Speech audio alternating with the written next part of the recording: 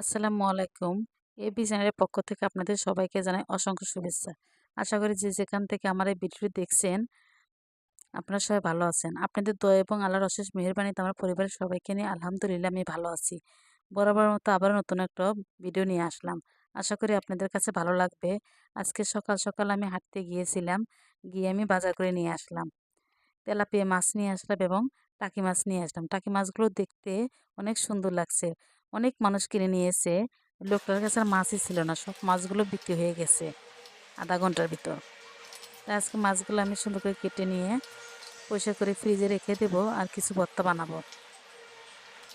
ভর্তা বানানোর জন্য আমি রসুন কেটে নিচ্ছি, মরিচগুলো বেছে নিয়েছি এবং পেঁয়াজগুলো কেটে নেব। সেই প্রিপারেশন চলছে ভর্তা বানানোর।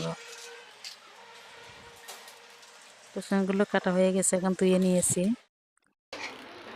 পেঁয়াজও কাটা শেষ। যে এগুলো দিয়ে আমি ভর্তা বানাবো। আর সঙ্গে আর একটা তরকারি রান্না করব।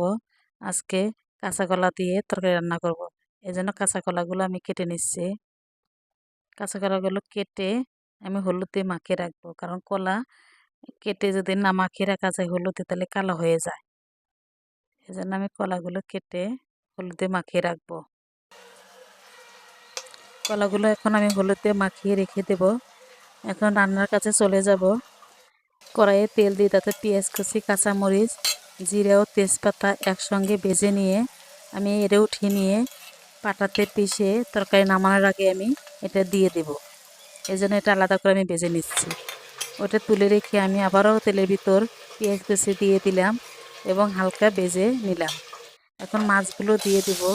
মাছগুলো সব মশলাতে মাখিয়ে রেখেছিলাম। এখন মাছের ভিতরে একটু পানি দিয়ে দেব। মাছটা একটু কষিয়ে নেব এবং মাছগুলো যে তুলে নিলাম এবং ওই ঝোলের ভিতরে আমি কলাগুলো দিয়ে দেব। কলাগুলো দিয়ে আমি কষিয়ে নেব 7-8 মিনিটের মতো।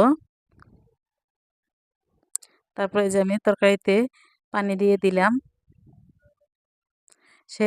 সেই মানে ভেজে তুলে রেখেছিলাম সেটা পাটায় পিষে এই যে আমি তরকারির ভিতর দিয়ে দিলাম। এটা দিলে তরকারি একটু অন্যরকম সেন্ট আসে এবং অনেক মজা লাগে। এই ভাজনা মানে এটা আমাদের দেশে ভাজনা বলে। এই যে এখন মাছগুলো দিয়ে দিলাম। দিয়ে আমি 6 থেকে 7 মিনিট আমি রান্না করে নেব।